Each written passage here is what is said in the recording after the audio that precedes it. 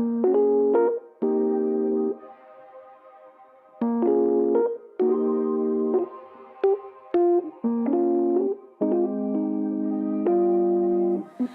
can do what I want when I want to do it. I can do what I need when I need to get through it. When I need someone else, can't be too proud for help, but gotta look after myself. Sometimes it can get lonely, never living in the moment.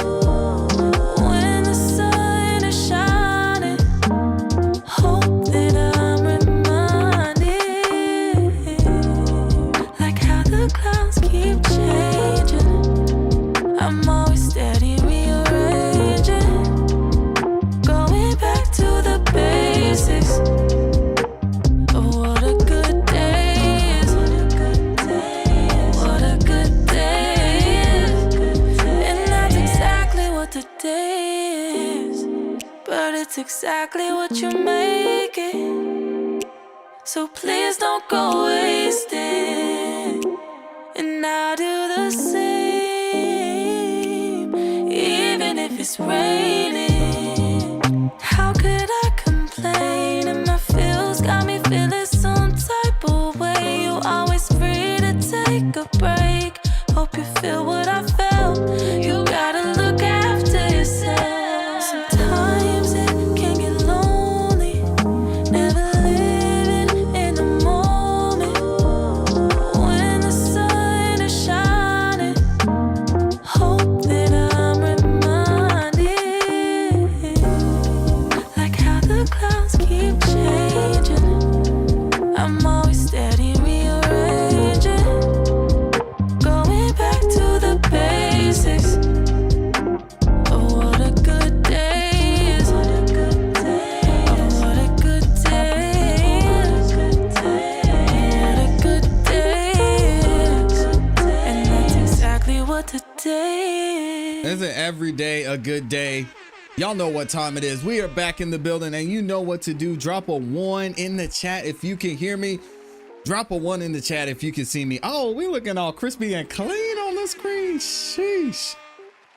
We're about to get into it. Welcome, y'all. Welcome back to another YouTube live stream and another episode of The Morning Show. I'm your host, Classy, of ClassyBeats.com, Patreon.com/ClassyBeats, by the way. Y'all make sure you check it out. And we are going to get into it today. We've got some wild news that's going on in this whole Diddy situation. If y'all haven't heard yet, it's about to get crazy. We got some updates on Lil Ronnie's shooters. It looks like they're being arrested, and they might even have a date that they're going to be seen by the judge. We'll get into that in a second. But before I do, I gotta say good morning and what's up to the people, man. How are y'all doing on this Monday morning? I see we got everybody in the building this morning. Of course, my awesome, amazing Amy is in the building. Good to see you. Shout out to Amy. We've got Michi in here. Les Cleaver, my dog. We've got A Fitz is in the building. Trisha's here. Good to see you. J Buckmaster's back at it. Valencia is in the building.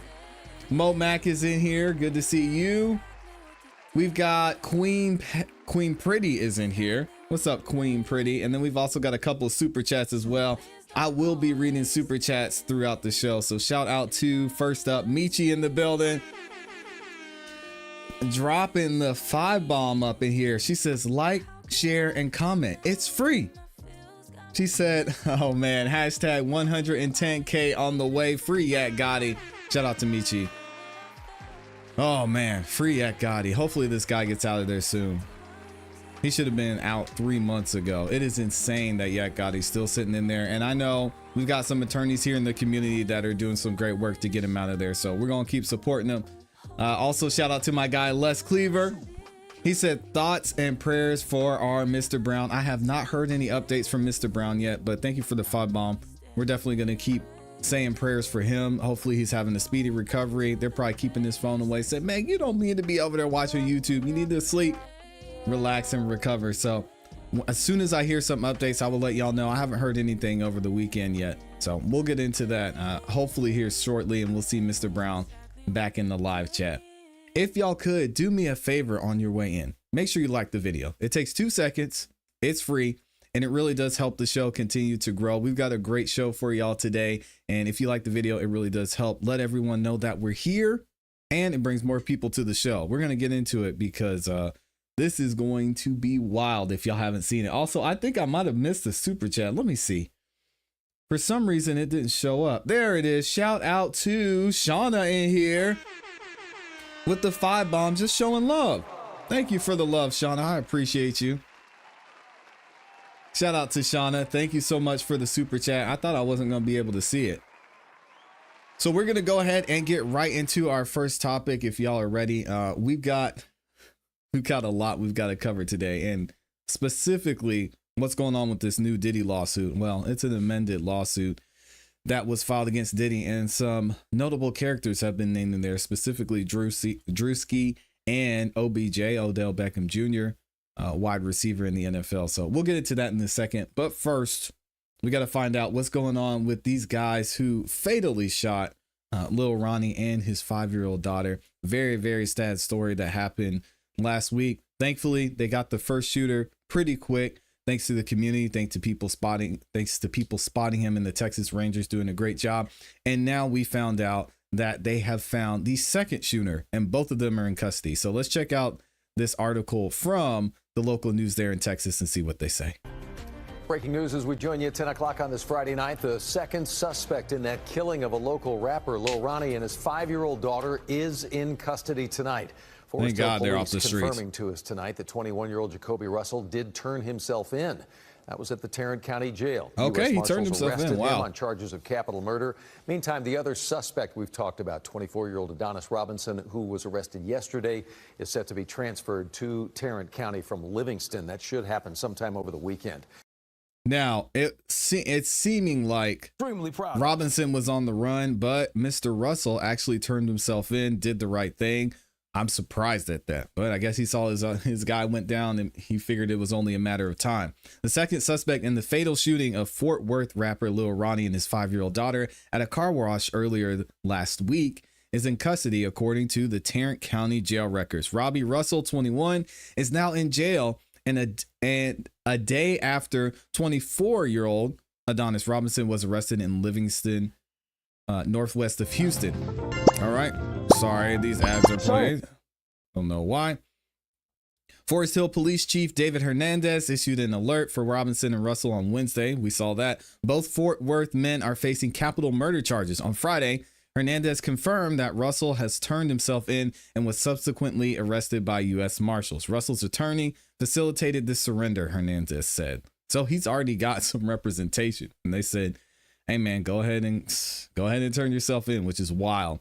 Meanwhile, Hernandez said Robinson has completed extradition paperwork and is expected to be transferred to Tarrant County over the weekend. So he should be there now. The 30-year-old rapper and his young daughter were gunned down while he was vacuuming his vehicle just before 11 a.m.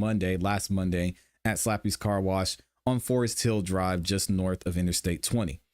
We want to reassure the community that Forest Hill Police Department and our law enforcement partners are continuing efforts to resolve this case and bring justice to the victims and their families, Hernandez said Thursday. And again, we got to give them a round of applause. They are wasting no time at all in this case. So shout out to the Forest Hill Police Department for the great work they're doing, and specifically the Texas Rangers. We'll see what happens with these guys moving forward. Fifth Forest Hill homicide in 2025. Good Lord. Monday's double murder was the 4th and 5th reported homicides in Forest Hill this year. There were 0 last year. Forest Hill Mayor Stephanie Boardingham said. Late last month, a former employee of an auto sales business in Forest Hill was charged with murder following a shooting at the company that resulted in 2 deaths and 1 injury. Dang. Days later, a 36-year-old Forest Hill mother was killed by stray bullets in her backyard. Man, family members said she was by the fire pit when a stray bullet came through the fence and struck her. Jeez. And she was killed. The 3 incidents are isolated incidents, Hernandez said. So the community, I tell you, we are a safe community. The 3 incidents that resulted in 5 deaths all took place within 11 days. I want to reaffirm the community that we will hold criminals accountable, Hernandez said. We are not going to allow them to come in here and think that they can get away with it. Hernandez said the Forest Hill Police are in talks with the Tarrant County Sheriff's Department to increase patrols in the area, which should help out a lot. Now, I was able to find this video where it shows another angle of what happened after these two suspects shot Lil Ronnie and his daughter. So check this out if y'all haven't seen it yet.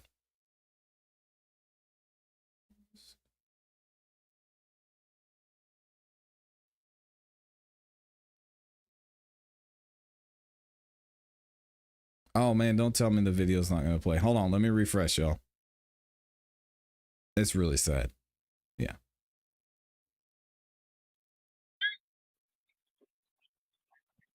There we go.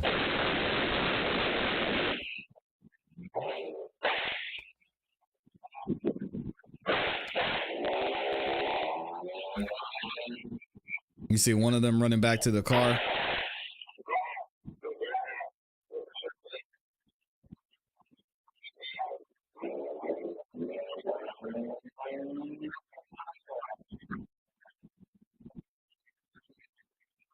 Now, even in this video, you can see clearly that there was someone else driving, because one of the guys, will rewind it, gets into the passenger side. The other one runs around to the other side of the car, the driver's side of the car. He can't get in. Then he comes back and gets into the passenger side. And watch this again. This is really sad.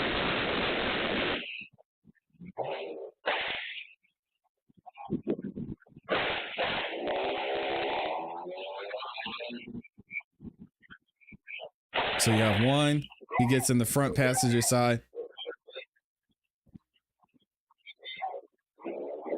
You see this dude run to the other side, and then he gets back in on this side.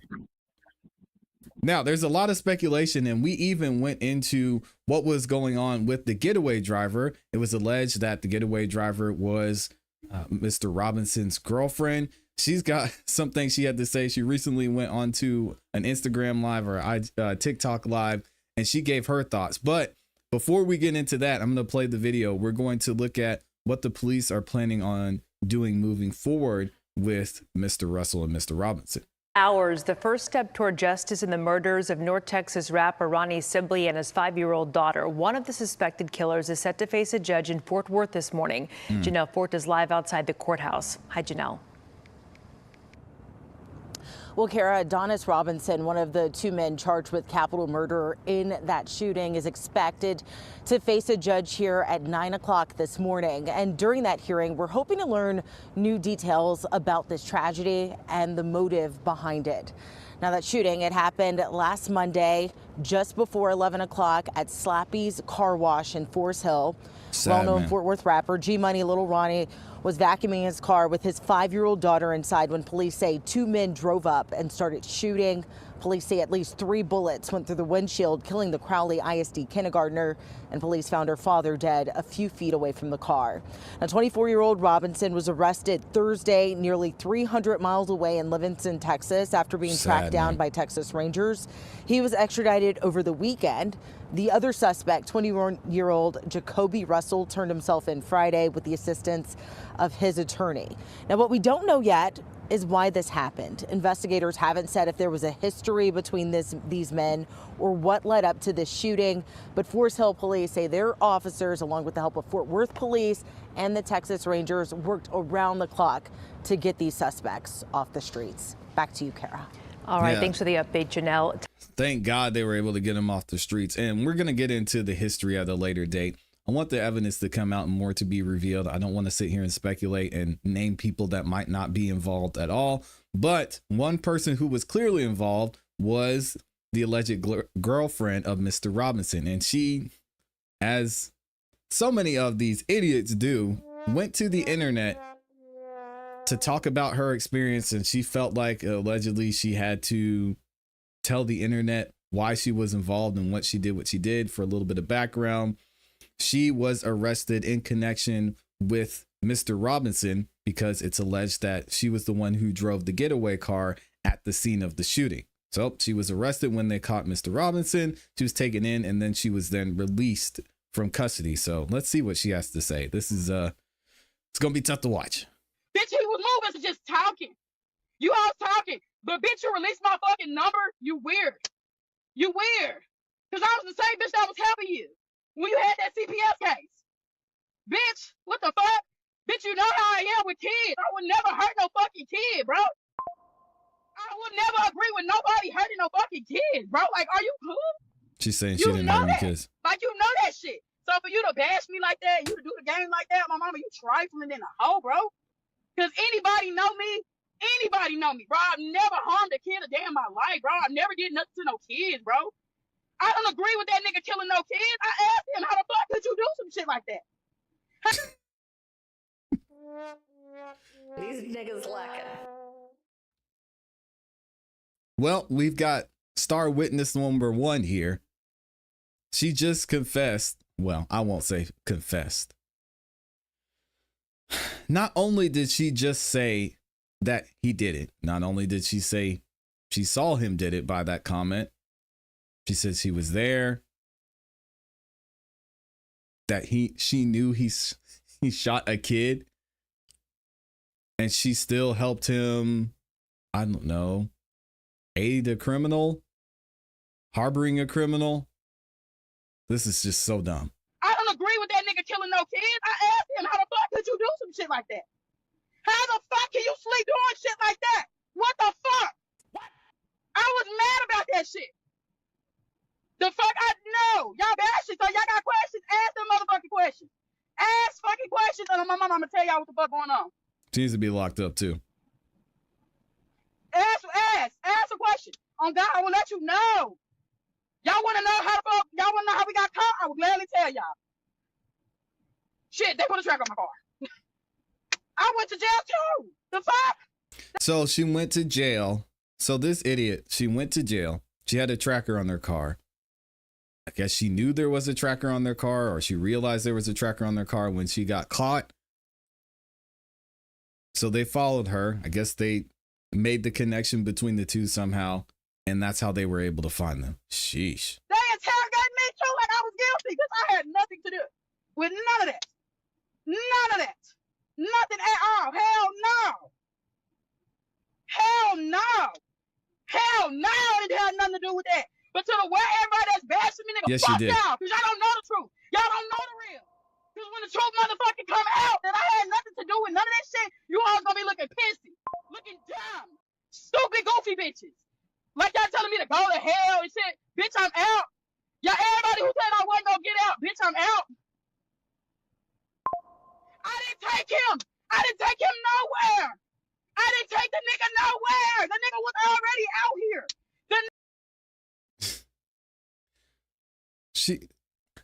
This doesn't make any sense. So she's saying she didn't take him anywhere, but somehow she knew that he had shot someone or he shot a kid. Did she see it on the news? Like, what is going on here? Nigga was already out here. I don't even know how he got out here. I didn't take that nigga nowhere. I didn't take that nigga nowhere. I didn't take him out here. I didn't take him out here. He was already out here. He told me to come out here, and that's exactly what the fuck I did, came out here. I wasn't hiding that nigga or nothing. That nigga knew the chances he was taking, getting in this motherfucking car. I had nothing to do with none of that shit. I told him, I said, I feel like they following me. I feel like they following me. He told me, nah, ain't nobody following you good. Bitch, you tried to get in this car, you got caught. That ain't got shit to do with me. I'm glad they got your ass. Bitch, I'm scared.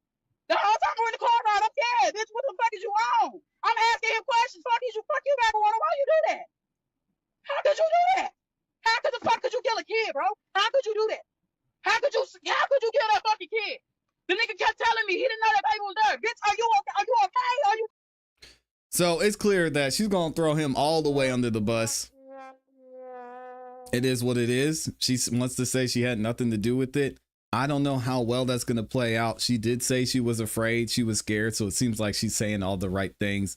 I doubt that she'll be held accountable for this. But again, y'all know how this justice system works. It is possible that she could be held responsible for knowing what he did, even though she was afraid. She didn't call the police. She didn't she didn't inform the authorities. I don't know. What do y'all think is going to happen here? Let me know what you think in the comments in the chat. And we'll keep you updated on what happens when we get a trial date set and what the actual official charges are going to be. And once that's handed down from a judge. Wow. This is these people, man. I tell you, piece of work.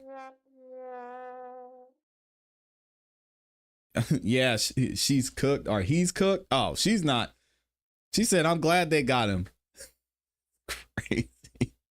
She's working with those folks. Well, she just did, and also if the police released her, evidently she's already told him the very things that she's saying right now. I don't like her. I don't think she was the getaway driver. I think she worked with the police to catch him. I think she knew the tracker was on the car. Why else would she be out of jail? She worked with the police. So it begs the question, who is the getaway driver then? Amy said she's ratchet. It's an understatement. Also, they're alleging that the man was killed for a life insurance claim. Either way, they're all stupid because they got caught up and self-snitch on each other. Now, looking at her side, it's possible she got caught up in the situation and didn't know, but I have my doubts, says Les Cleaver. Yeah, she might not have known everything when she actually showed up. Because she said, because it sounds like he told her once she showed up to get him. She was the driver. She just bought that car and they had a tracker in it. Yeah, she was the driver when they caught Mr. Robinson, but we don't know that she was the getaway driver. That's the thing. Dottie is in the building. Shout out to Amazing Grace in here. Good morning. They might let the one with the lesser charge out to catch the big ones, I think you meant to say. Yep. I could see that. No, she was the actual getaway driver. Oh God.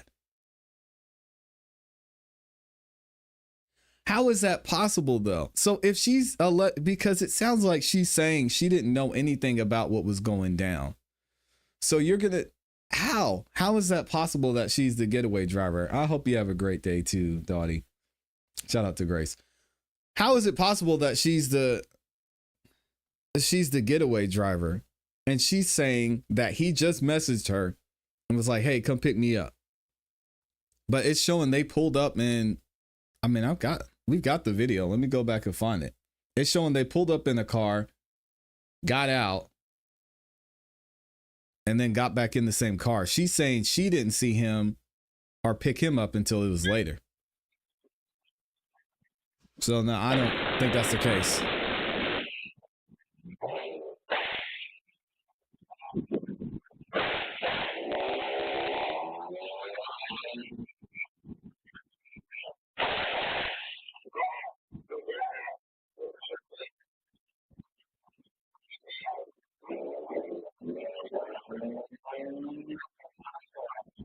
So it doesn't make it, this whole thing doesn't make any sense because you can hear somebody screaming and saying something.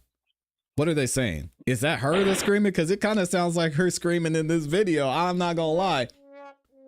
Sounds like she said, "What? Why'd you do that?" Just like she's screaming in this video. I don't know. So maybe she's lying.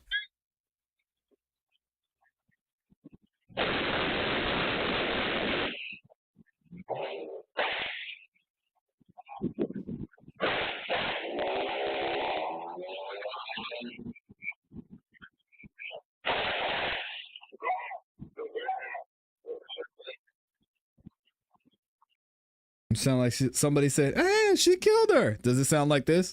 How could the fuck could you kill a kid, bro? How could you do that? How could you kill that fucking kid? I don't know. It might be the same person. But I mean, she didn't see.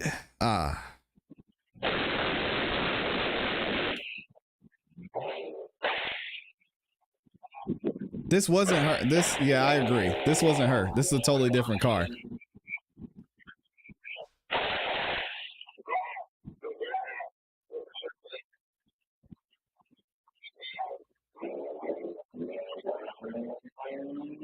Sounds like somebody said you killed her.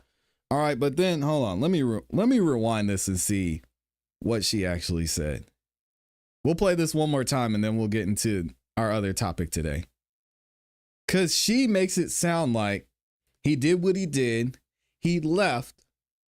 He was already going somewhere else. And then he messaged her and was like, come pick me up. She said, okay, I'll pick you up. But they're going to be following me. He's like, yeah, whatever. Just pick me up. Talking. You all talking. But bitch, you released my fucking number? You weird.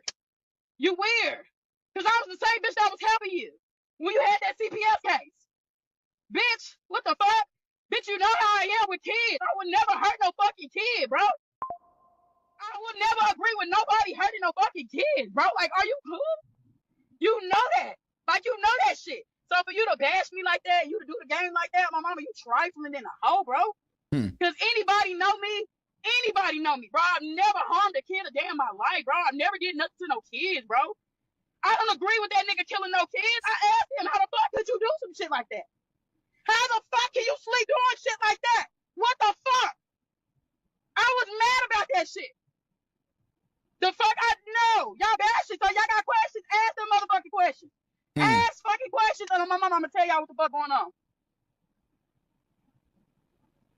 Ask a question. On God, I will let you know. Y'all wanna know how the fuck, y'all wanna know how we got caught? I will gladly tell y'all. Shit, they put a track on my car. I went to jail too. The fuck? They interrogated me too like I was guilty because I had nothing to do with none of that. None of that. Nothing at all. Hell no. Hell no. Hell no. It had nothing to do with that. But to the way everybody that's bashing me, nigga, fuck y'all. Because y'all don't know the truth. Y'all don't know the real. Because when the truth motherfucking come out that I had nothing to do with none of that shit, you all gonna be looking pissy. Looking dumb. Stupid, goofy bitches. Like y'all telling me to go to hell and shit. Bitch, I'm out. Y'all, everybody who said I wasn't gonna get out, bitch, I'm out. I didn't take him. I didn't take him nowhere. She said, okay, so she said, I didn't take him nowhere. Yeah, the yelling, it's hard to listen to. I'm not going to lie. The nigga nowhere. The nigga was already out here. The nigga was already out here. So it sounds like he committed the crime, allegedly, went to where she was, and then said this. Here. I don't even know how he got out here. So I don't even know. She said, I don't even know how she got out, how he got out here. So she wasn't in the getaway car. I didn't take that nigga nowhere. I didn't take that nigga nowhere. I didn't take him out here. I didn't take him out here. He was already out here. He told me to come out here, and that's exactly what the fuck I did, came out here. I wasn't hiding that nigga or nothing. That nigga knew the chances he was taking. So she's saying, I told him to come. He told me to come out here. I came out here. Getting in this motherfucking car. I had nothing to do with none of that shit. I told him, I said, I feel like they following me. I feel like they following me. He told me, nah, ain't nobody following you good. Bitch, you trying to get in this car, you got caught. That ain't got shit to do with me. I'm glad they got your ass. Bitch, I'm scared. The whole time we're in the car ride, I'm scared. Bitch, what the fuck is you on? I'm asking him questions. Fuck you, everyone. Why you do that? Man, that's so crazy too. Can you imagine if he crashed out and would have gotten in the shootout or something with the police? How could you do that? How could the fuck could you kill a kid, bro? How could you do that? How could you kill that fucking kid? The nigga kept telling me he didn't know that baby was there. Bitch, are you okay? Are you okay? Are you cool, ho? Now this is gonna be used by the defense. She said he kept telling me he didn't know the baby was there. Dang. So the girl was not the target, it sounds like, from her testimony. That's gonna be used by the defense too. He kept telling me he didn't know the baby was there. Manslaughter, maybe? So first degree murder and a manslaughter charge. This is wild, man. Shout out to Brown Sugar Baby here with the 5-bomb. What does she say? She says, hi, Classy and Amy. Hi, everyone. Somebody tell her to use her inside voice. She's upset. Yeah, I'm sure she is not happy about this at all. And it's understandable. She was put in a super awkward, super difficult situation. She allowed herself to be in that situation, but at the same time, I think on the side of the law, they're probably going to see her as a victim. She was scared. She didn't know what happened. I doubt she'll get any charges. You're still responsible for the bullets you fire. Okay, harboring a fugitive, aiding and abetting. You're not going to do years in jail for that. I don't think she's going to get charged for anything. She said she was afraid for her life. He told her to go there. She went. He's like, hey, I just shot somebody. We killed a kid. She's like, well, you killed a kid? He's like, yeah, we need to get out of here. She's like, I was afraid for my life. No charges. That's a problem solved. And thank you again. Shout out to Brown Sugar Babe for the super chat. I will be reading super chats throughout the show. We got to get into our main event, though, because this is about to get wild. If y'all haven't heard about what's going on with this new amended Diddy lawsuit, it is absolutely insane. And a couple new people have been named in this, and what they're being accused of is wild. She definitely knows something. Yeah, I think she just said that's all she knows. They're claiming he robbed the dice game, and they plan to catch the guy somewhere to kill him because the gang violence the shooting was planned. Yeah, that's what I keep hearing, but who knows? She did say she was glad he got pulled over. She said, nah, I'm not the ride or die chick. Yeah, she said, hey, all right, if you want to get in this car, just know what's going to happen. Afraid of who? I mean, afraid of the man who just killed somebody, I guess. This is so sad. A young child lost her life. Why? Remember, this needs to be punished for murder, period. She was afraid of him. He just killed 2 people. She's a woman, a mother of 4, I think. Of course, she's going to be a little nervous and scared of him. Yeah, she's going to be seen as a victim. She's going to be charged with something, or she writes a statement. She'll testify. It sounds like she's going to be happy to testify. I think she'll be okay in this. I mean, who knows? Who knows what we would do in this situation? I know what I think I would do, but at the end of the day, we never know. All right, we got to get into what's going on with Diddy. So I'm going to try and keep it together with this. But let me see if I can find this. So there was a lawsuit filed last year against Diddy by someone named Ashley Parham. Ashley Parham is represented by Ariel Mitchell. We talked about Ariel Mitchell here. Ariel Mitchell has represented a lot of these lawsuits that have come out against Diddy, and the one by Ashley Parham being one of the major ones. Now, that lawsuit that Ashley filed has been amended to include 2 notable figures. One of them is Druski, which is interesting. We'll get into why that's interesting later. And then the second one is Odell Beckham Jr. or OBJ. Now, the interesting part about this is that Druski is claiming at the time they're alleging that this happened or everything happened in the lawsuit, that he wasn't even famous. He didn't even have a connection with these people. And it's impossible that he would have been in this situation with Diddy that we're going to get into. And we're actually going to read the official lawsuit and see what happened. But another thing about this is I didn't even think it was real to start out with. I saw this and I was like, why would Druski be mentioned in this? He's seen his rise to fame in the last several years. And I think the most recent accusations Diddy had were in 2022, I believe. So anyway, Druski made a statement about this. I thought at first it was a prank. I thought it was something he was putting out to promote himself in some way. But he made a statement on it late last night. And what does he say? He says, this allegation is a fabricated lie. I wasn't a public figure in 2018 when the alleged incident happened. I was broke, living with my mom without any connections to the entertainment industry at the time of this allegation. So the inclusion of my name is truly outlandish. My heart breaks for the actual victims of abuse, but I'm fully confident that the evidence will expose this falsehood and the individuals who are maliciously trying to game the legal system to peddle false narratives. All right. Also, OBJ spoke out on it as well. And what did he say? He said, boy, I'll tell you what, the world makes absolutely no sense. I'm covered by God. He will prevail. I know who I am. I know who you are. Keep your head. That name will be cleared.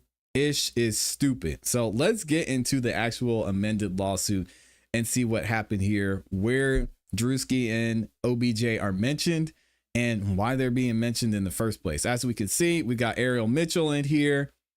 the law office of Ariel Mitchell. This is the amended complaint.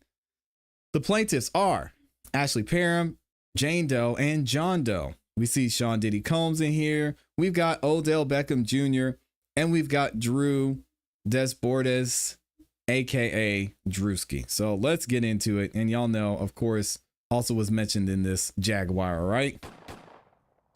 We're not gonna get into that. I can't stand Jaguar, right? Anyway, here we go. Here's the introduction. This case involves Rico Enterprise for the purpose of assault, battery, certain other types of assault, abuse, false imprisonment, and kidnapping for the personal and financial benefit of the enterprise participants. Defendant Diddy has been sued by countless individuals for crimes similar to ones enumerated in this complaint. Diddy is currently a federal inmate awaiting criminal trial for crimes similar to the ones enumerated in this complaint. Defendant KK is an example of defendant Diddy, offended or often referred to defendant Diddy as his right-hand woman, okay? Defendant Diddy's predatory behavior was constant and well known by several individuals, including defendant Diddy's employees, staff, friends, family, and associates. In fact, Diddy's sons are being sued for engaging in the same type of deviant behavior as their father, as pled in the LA Superior Court filing. Diddy was able to effectuate his crimes and evade capture and prosecution for his crimes for almost 30 years due to his position of power and influence in the entertainment industry. Defendant Diddy exploited his position and his relationships with powerful individuals to force acts through exploitation, fear, manipulation, physical threats, emotional abuse, intimidation, and retaliation. Had any of the previous victims of Diddy been taken seriously, or had any of their abettors reported defendant Diddy's actions to law enforcement, Diddy's illegal and unfathomable behavior could have been prevented. Instead, Diddy was able to rain his abuse and terrorism on countless victims for over 30 years. Additionally, had Diddy's numerous business partners and associates not ignored Diddy's deviant behavior, Diddy could have been unable to continue his pattern of abuse over such a long period of time. As alleged herein, Diddy abused his position of power in the entertainment industry to garner loyalty and trust from the public at large and law enforcement, while instilling fear and intimidation in the hearts of his voluminous victims. Allegations against Diddy have been disregarded for decades, therefore creating a failure to protect victims like the plaintiffs named herein. Unlike most victims of Diddy, who were employees, adult workers, or individuals seeking out defendant to help launch their careers, the plaintiff Ashley Parham does not fall into any of those categories. The plaintiff Parham met Diddy due to the happenstance and still ended up being brutally victimized in a similar manner as described by the others who have preceded her filings and others who surely will follow, including plaintiff Doe's herein. All right, the plaintiff John and Jane Doe met with Diddy through their connections in the music industry, as plaintiff John Doe was a previous plaintiff against Michael Jackson for assault as a minor. Oh, dang. Dude, this guy can't catch a break. I'm sorry, John Doe. Due to the defendant's agreement to participate in a corrupt enterprise, the plaintiff and countless other victims have been immeasurably and preventively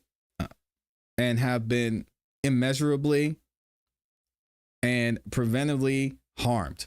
The plaintiffs allege as follows upon personal knowledge as to themselves and their own acts and expertise, and as to all matters upon information and belief, including investigations conducted by their attorneys. Okay, we've got the parties in here. We know Diddy. All right, we got him. We've got KK in here. We've got Sean Pierce. We've got this guy, and here we go. Defendant OBJ, Odell, as he's going to be referred to moving forward, is an individual who resides and is domiciled in Florida, previously referred to as John Doe in the plaintiff Parham's original complaint, but now she's naming names. And there he is with Druski. I think this obviously intentional.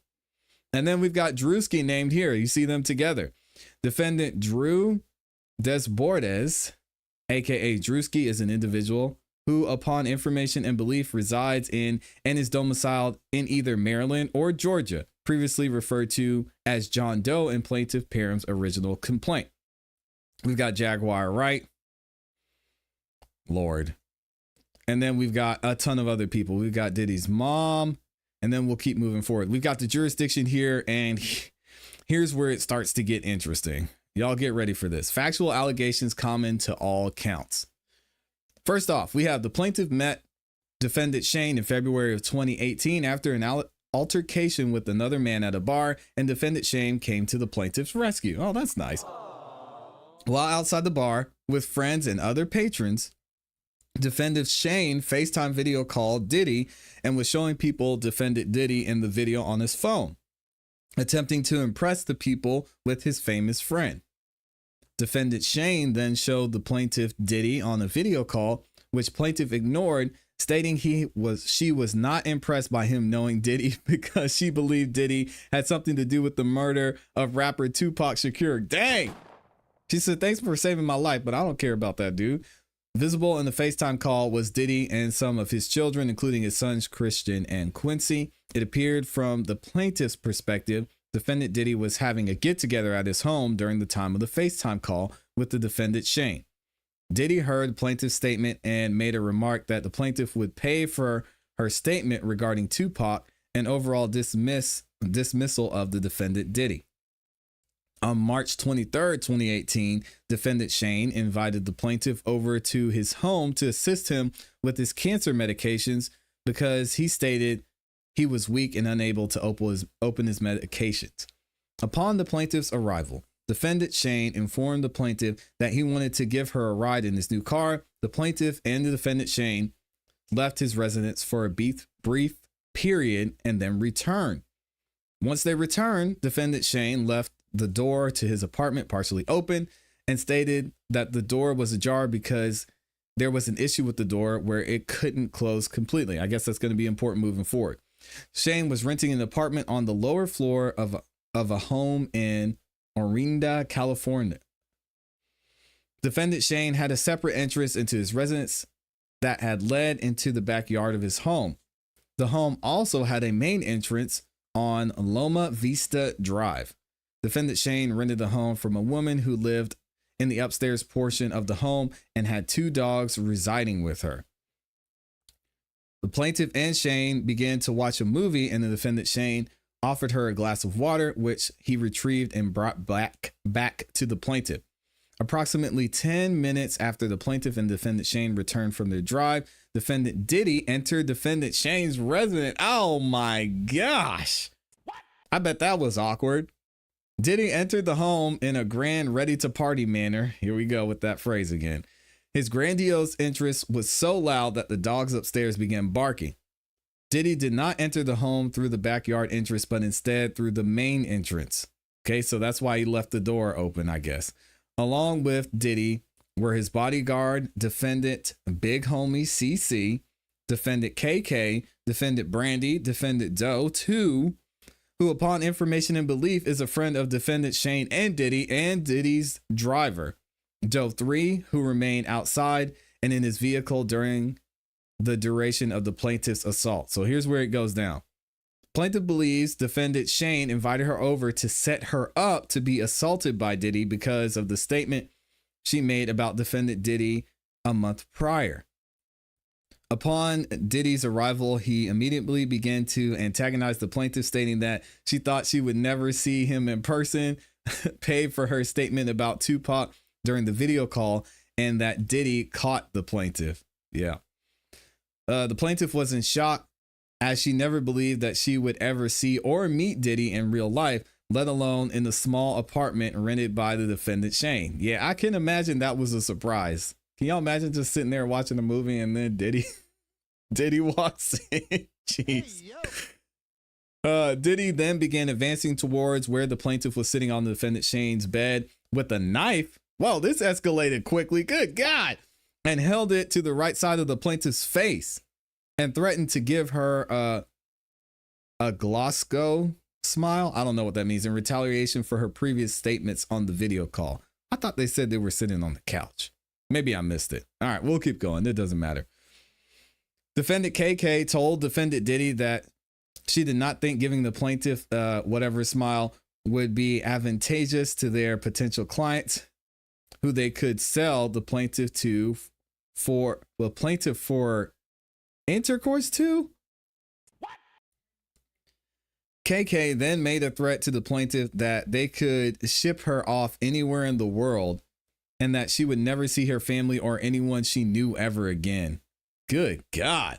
Defendant Shane had partially addressed the plaintiff. Then defendant Diddy removed the remainder of the plaintiff's clothing, removing the knife from her face, and then retrieved a bottle of liquid from a large fanny pack. We all know what that is, the baby oil time. Diddy then squirted the bottle of liquid on the plaintiff, which placed her in fear that she was being squirted with a chemical substance like acid. The plaintiff soon realized the substance was an oil lubricant. Plaintiff was squirted with this liquid substance over the entirety of her naked body. Defendant KK was then told by defendant Diddy to insert what looked like a syringe from the sterile packaging into the plaintiff's personal spaces. I'm not going to read that. KK did as told while assisted by the defendant Brandy. Okay, who's Brandy? We should have read that earlier. While assisted by the defendant Brandy, and then told the defendant Diddy that they were unable to use the IUD because it had prematurely been released from its packaging. So they were going to put an IUD? Oh my God. Diddy, upset by this, took the syringe from KK and tried inserting it into the plaintiff's you-know-what. Defendant KK and Diddy began to argue as the defendant KK continued to advise defendant Diddy that since the IUD had been prematurely released from its packaging, it was no way they could insert it into the plaintiff's you-know-what effectively. After some time, the defendant Diddy heeded the advice of defendant KK and removed the syringe from the plaintiff's and handed it to defendant KK. Oh my gosh. Defendant KK and Brandy then exited. This sounds like a music group. KK and Brandy then exited defendant Shane's residence, leaving the plaintiff alone with Diddy, Shane, and the does who had been named herein. Defendant Diddy then picked up a television remote that was near the plaintiff and violently inserted it into the plaintiff. Use your imagination. Not going to read it. Diddy, while violently assaulting the plaintiff with the TV remote, told the plaintiff that her life was in his hands and that if he wanted, he could take her and she would never be seen again. Plaintiff began hysterically crying from the threats by Diddy, along with the pain of being violently assaulted by the TV remote, as well as the lingering pain from the ordeal with the IUD syringe insertion. Defendant Diddy then instructed Shane to turn the plaintiff on her stomach, seemingly tired of hearing the plaintiff's blood-curdling cries. Shane then grabbed the plaintiff by her abdomen and hips and turned the plaintiff on her stomach. Defendant Diddy then instructed defendant Shane to put a pillow over her head because he didn't want to see her face or hear her cries, and instructed the defendant Shane to assault her in the butt. Defendant Shane did as he was told by Diddy and began to assault her in that way. Defendant Diddy then violently assaulted the plaintiff in the same way after defendant Shane. Defendant Doe then joined defendant Diddy and Shane, taking a turn and assaulting her in the same way. Immediately after defendant Doe assaulted the plaintiff, he exited the defendant Shane's residence. So we don't know who defendant Doe is yet. We might at some point, because I don't think this Druski thing is gonna fly.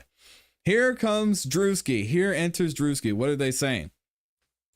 Defendant Diddy then instructed another defendant Doe to also assault the plaintiff. Defendant Doe has been determined to be defendant Druski.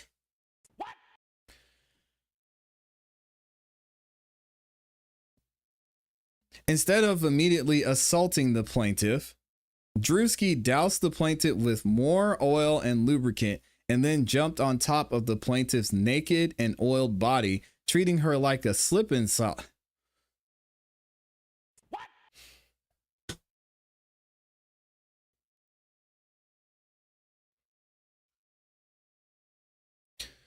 Instead of immediately assaulting the plaintiff, Druski doused the plaintiff with more oil and lubricant, then jumped on top of the plaintiff's naked body, treating it like a slip and slide and knocking the wind out of the plaintiff due to his enormous size.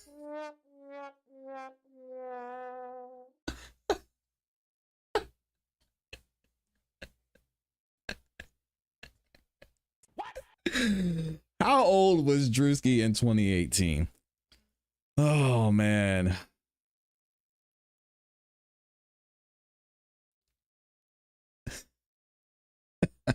This is crazy. This is crazy. In 2018, Druski was 23, 24. And according to Druski, he said in 2018, he wasn't a public figure. He was broke, living with his mom without any connections to the entertainment industry at the time of this allegation. Yo, that's crazy. She said he knocked the wind out of her due to his enormous size. What else did Druski do? Defendant Druski then caught himself from sliding over the plaintiff's oiled body and off the bed. He then began assaulting the plaintiff in her, you know what, not her butt, the opposite of her butt. While the defendant Druski was assaulting the plaintiff, Diddy sat in the chair near the bed and began pleasuring himself while recording the plaintiff's assault by the defendant Druski. Another party's phone fell on the bed near the plaintiff. The plaintiff attempted to grab the phone, but it slipped out of her hands and onto the floor due to the oil/lubricant that had been doused all over her person by the defendants Diddy and Druski. Defendant Diddy began laughing at the plaintiff's attempt to grab the phone. This sounds like a horror movie.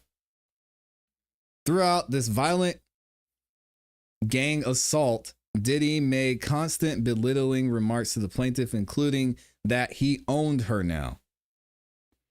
At some point during this ordeal, plaintiff remembers defendant referring to another defendant Doe as Cornelius and remembered the name because it was so odd and unique.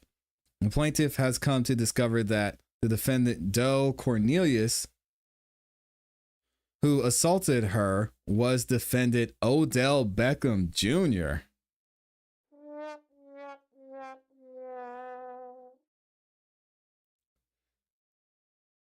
I'm not buying this one. This is crazy. And Druski wasn't even that big at 23. You can find pictures of him from 2018. He was not, as she put it, what did she say? Enormous size. He's not even that big now, to be honest, but I guess it depends on how big she is.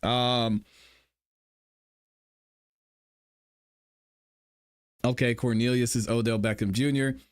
The plaintiff's body was becoming more and more limp over the course of the violent assault until eventually she had no control over her body, nor could she move her body. When the defendant Druski finished assaulting the plaintiff, defendant KK entered the room to examine the condition of the plaintiff, who was barely able to move or control her bodily functions. Defendant KK examined the plaintiff to see if she needed assistance and was about to give the plaintiff an IV fluid. The plaintiff cannot be certain is she did or did not, if I think is what they meant to put, if she did or did not receive such intravenous intervention.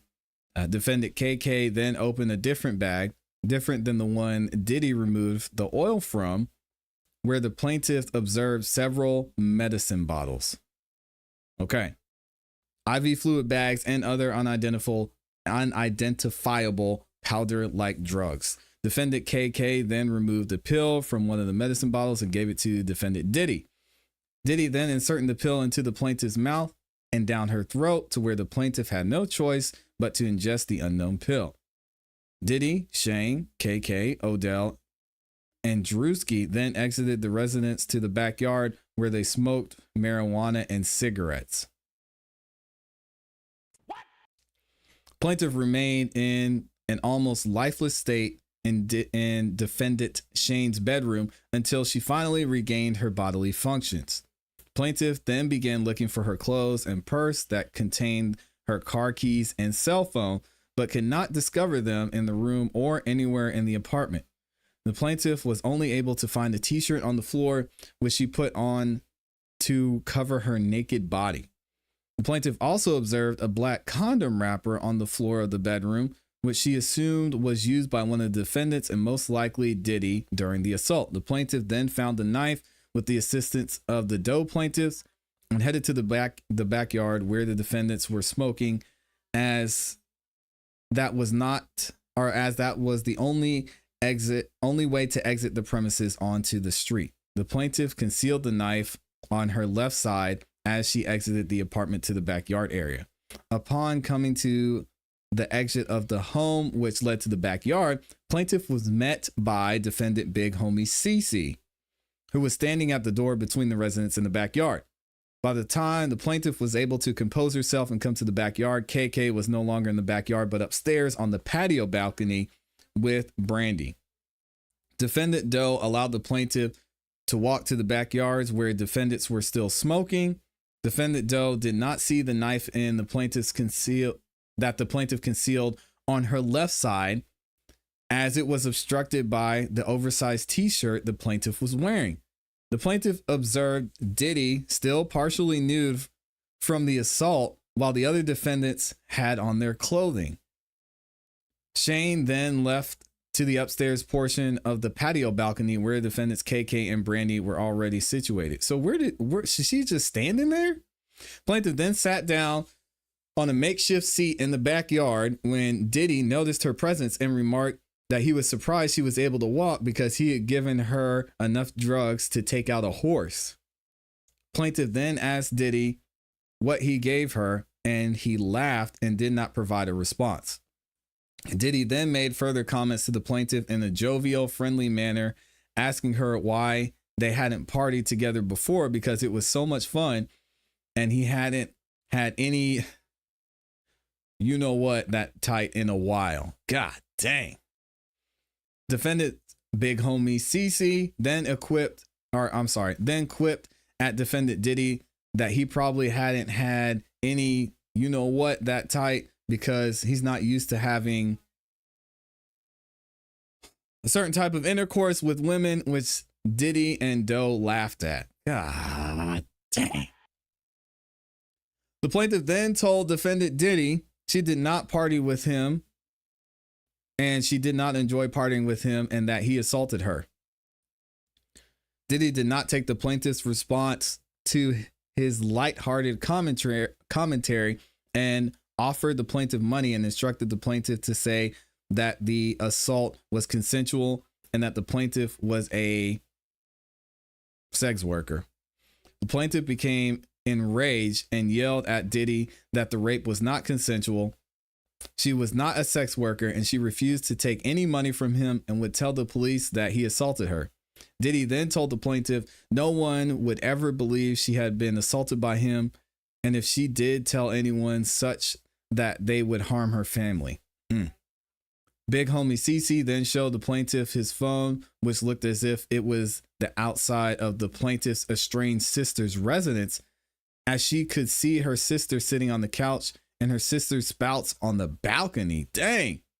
It looked as if someone was outside the residence streaming the video of the defendant's streaming this video to defendant's Big Homie CC's phone. The plaintiff, while rattled by what she was seeing on the defendant Big Homie CC's phone, was still angry about being gang assaulted and was not complying with Diddy's request to take the money being offered to say the assault was consensual. Diddy then called the defendant Janice in an effort to further convince the plaintiff not to report her assault. Janice yelled at the plaintiff to not hurt her son. The plaintiff told Janice that her son had violently assaulted the plaintiff. Janice, seamlessly unfazed by the statement, then continued her demands with the plaintiff to take the money being offered and not report the assault to law enforcement. Diddy then made further threats that he had gotten from bigger crimes. Oh, okay. I'm sorry. Diddy then made further threats that he had gotten off from bigger crimes than this and referred to Tupac again, further antagonizing the plaintiff. So are they going to be looking into Diddy for Tupac next? Big homie CC then turned to the defendant Diddy and pulled his gun on him, asking him to repeat what he said in reference to Tupac. Oh, he didn't like that. As the two of them were exchanging words, the plaintiff went behind defendant Big CC, where he seemingly began to protect the plaintiff. Oh, big homie CC did not like that. Big homie CC then advanced to defendant Diddy, questioning him over the comment he made about Tupac. During this commotion, a neighbor directly across the street came outside and peered into the backyard and asked what all the commotion was about. Defendant Big homie CC then pointed the gun at the neighbor and instructed him to mind his business and return to his residence. Defendant Big homie CC then turned the gun back on Diddy. The plaintiff, not far behind defendant Big homie CC, tried to grab defendant Big homie CC's hand that had the gun. The gun then went off and hit the hill behind defendant Shane's residence. Jesus. Defendant Diddy then ran up the back stone stairs near the hill in the backyard towards where defendant KK, Shane, and Brandy were. The plaintiff charged towards Diddy, moving the concealed knife from her left hand to her right hand in pursuit of Diddy.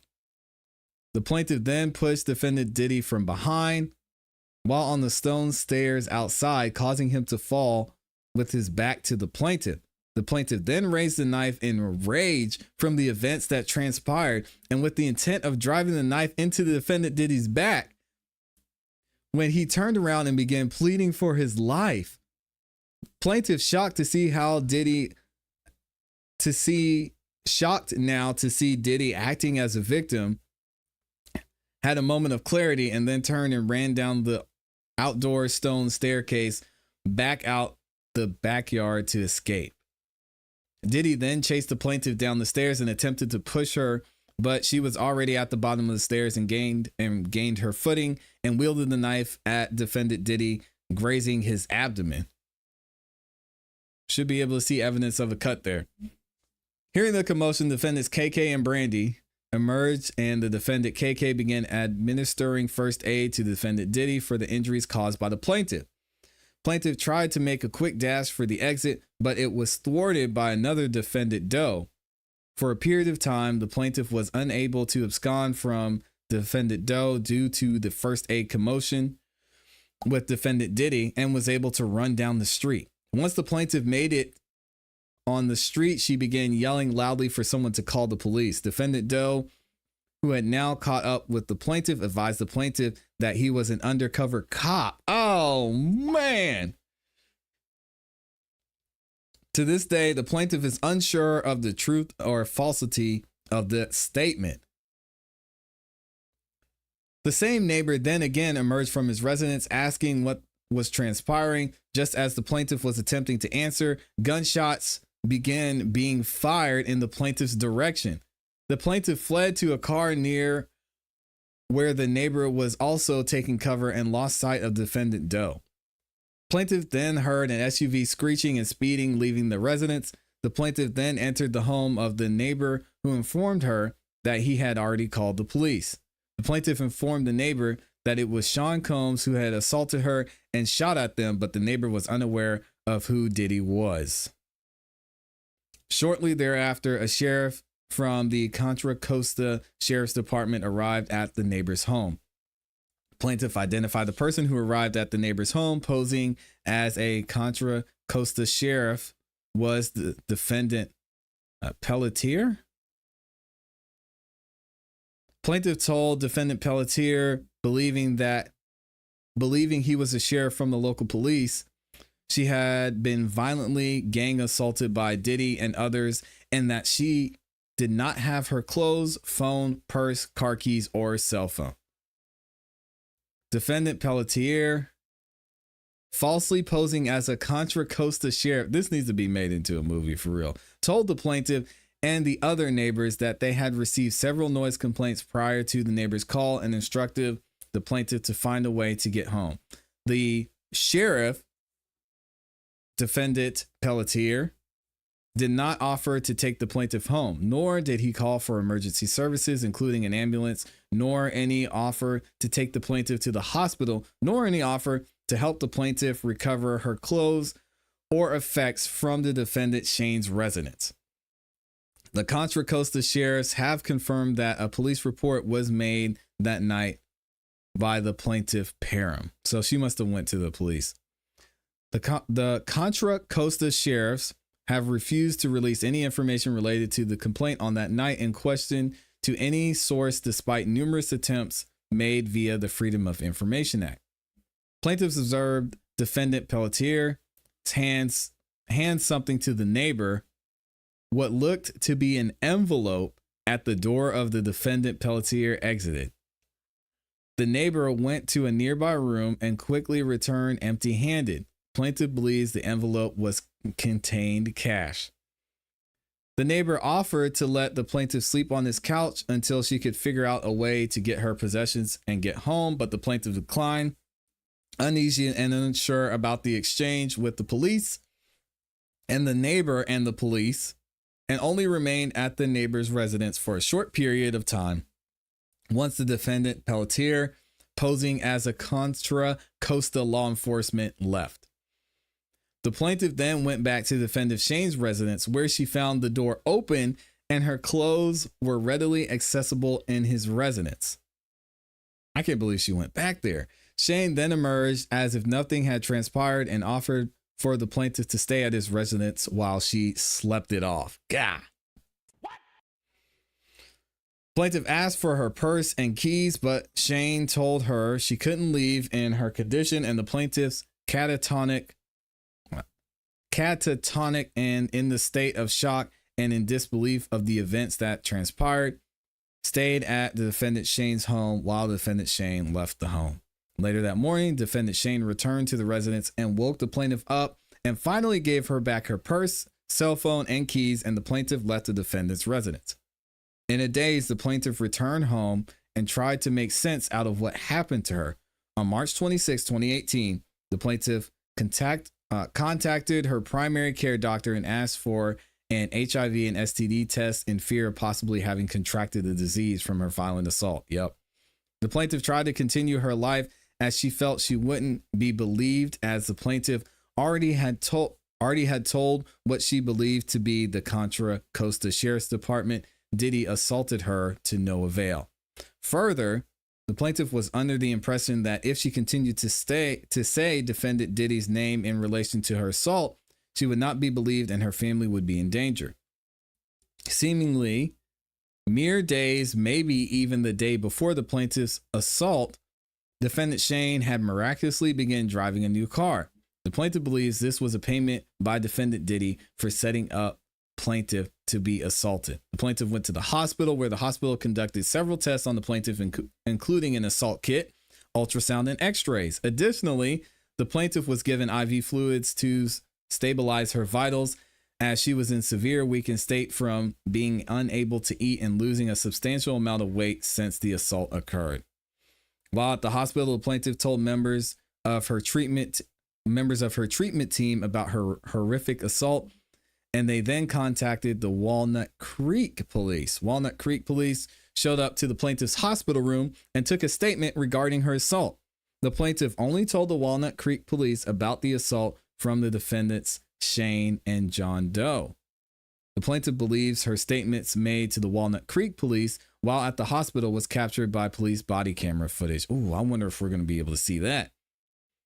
The plaintiff believes her statements made on March 23rd, immediately after the vicious assault, where the plaintiff named Diddy directly and by name, may be captured on body camera footage, but upon determining the sheriff was defendant Pelletier, does not believe it was captured.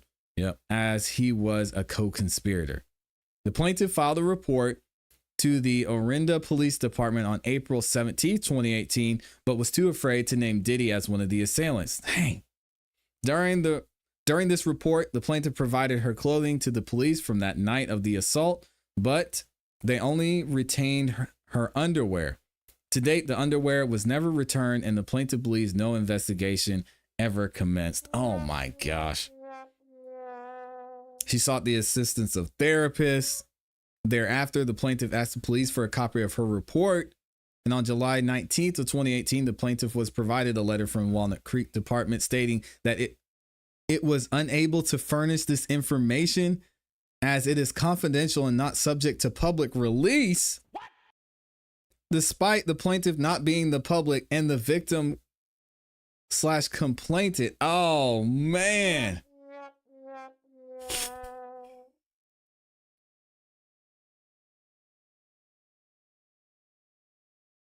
This is sad, y'all. Let me know what y'all think about this in the comments and in the chat. There's so much more to get through here. I think that is the last place that Druski is mentioned. But it's still wild that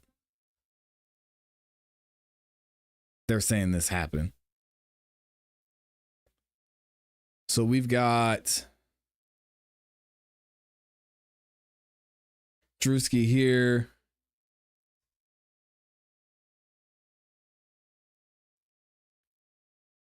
On page 36, Jaguar Wright said Cornelius is upset.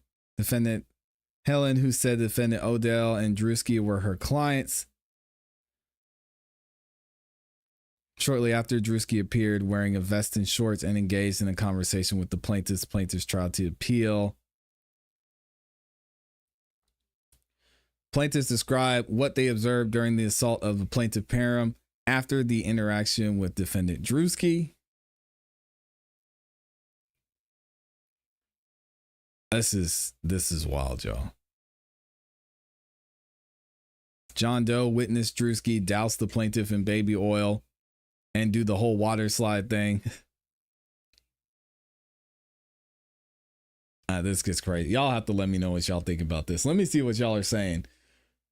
Diddy is one weird dude. That is an understatement. This sounds made up, not gonna lie. What? People, can we please treat the lawsuit seriously instead of making it a goofy witch hunt? Why add Druski's name in this? And and say he was what? Because of his enormous size? That was crazy that they just threw that in there.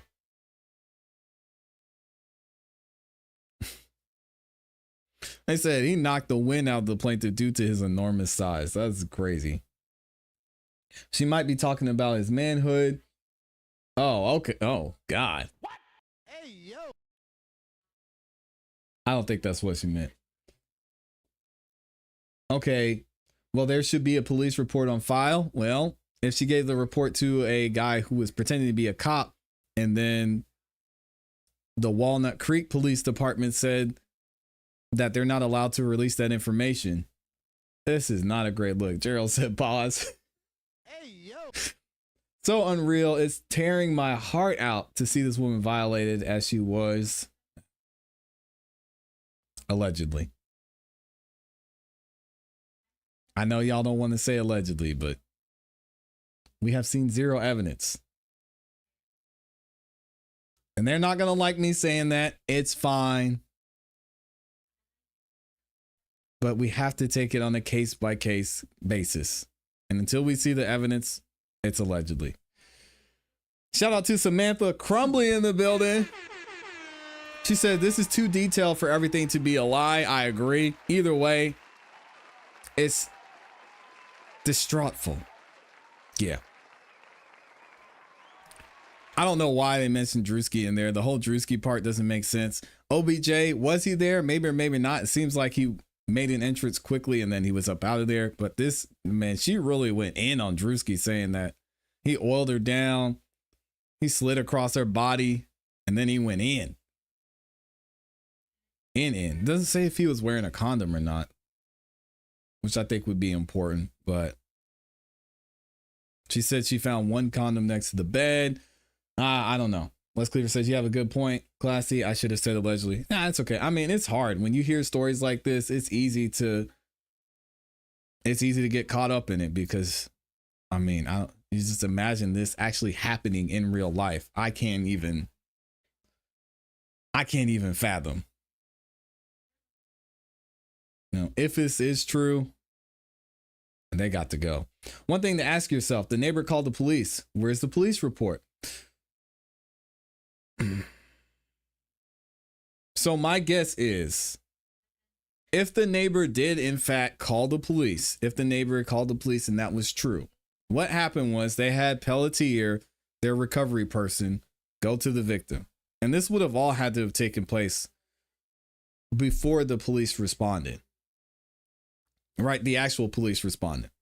So Pelletier went over there. It's like, oh, what happened? You okay? I'm with the Contra Costa Police Department. Oh, this is what happened. Okay, let me take your statement.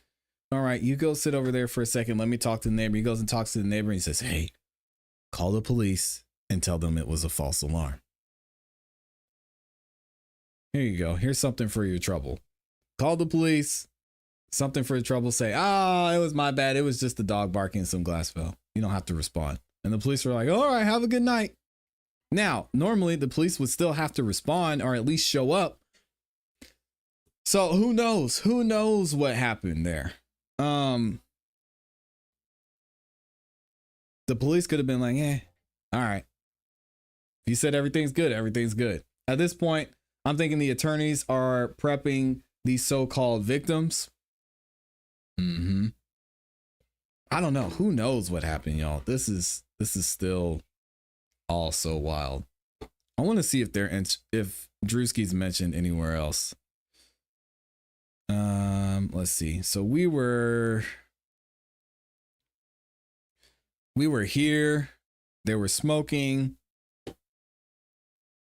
I should have made note of what page we were on. I think we're on close to page 30.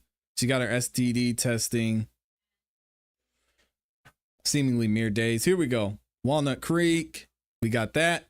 Plaintiff sought assistance from a therapist. All right, so we're on page 28. Let's see if there's anything. So Druski's mentioned again after page 28. The plaintiff noticed defendants had large brown bags and manila envelopes full of cash that was banded. It appeared they were separating the large sums of cash to distribute as they were placing cash into manila envelopes. What is going on here? Jaguar Wright's in the building. Jaguar Wright, aggravated, stated, you let them know who you are? That's really great. Oh, we're going to have to go through this whole thing. When defendant Jaguar said Cornelius, it upset defendant Helen, who said that defendant Odell and Druski were her clients and nothing better happened to them. And the plaintiffs better not say anything about them or she would have the plaintiffs killed. What? Out of all people, why name Druski? That's a great point, Rice Street. Shortly after, defendant Druski appeared wearing a vest and shorts, and he engaged in a conversation with the plaintiffs. Plaintiffs tried to appeal to defendant by talking about the music industry, and defendant instructed the plaintiffs that they were cooperate. The plaintiffs described that they observed during the assault to the plaintiff Parham after this interaction with defendant Druski. Plaintiff observed plaintiff Parham having an IUD forcefully placed in her stuff. KK assistance. Okay. Plaintiffs heard defendant KK remark to defendants Diddy and Druski that she needed to keep them sufficiently drugged and revealed a bag of drugs and paraphernalia. Defendant KK appeared to be dispersing doses to defendants, asking them their weights too. So we've got another instance here. Plaintiff John Doe took immediate notice of Odell because he took his clothes off. Plaintiff remembers defendant being in great shape, especially in comparison to the naked bodies of Diddy and Druski. Oh, God. Yo, this is why I thought this was a joke. Why did they keep going at Druski like that? Like, dang, man. We get it. He's a big guy.